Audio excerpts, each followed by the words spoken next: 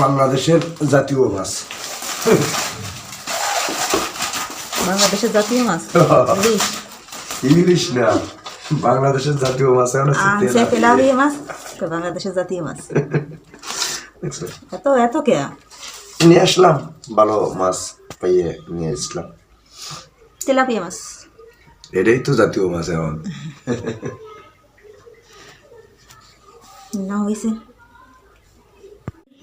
কারণ যেদিন মাংস রান্না হয় সেদিন অন্য কিছু আর খাওয়া হয় না, হবে না? মাছ ভাজি আর মাংস।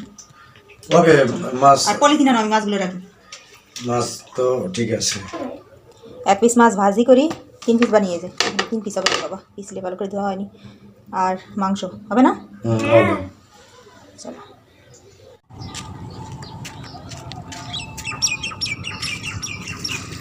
দেও, অল্প অল্প করে দিলেই হবে।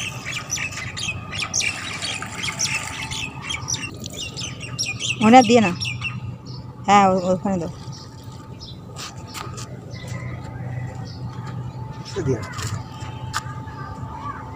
দেও, ঢালিয়ে দিলে হবে, বালতি শুধু ঢালিয়ে দাও। যে হাত ধুকোতে যাই তোরা জল পড়ে গেল, লাভ হলো কি? ব্যাস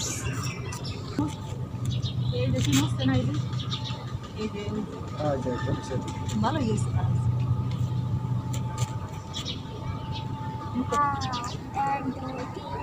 কি করে অন্বেষা, কি করে?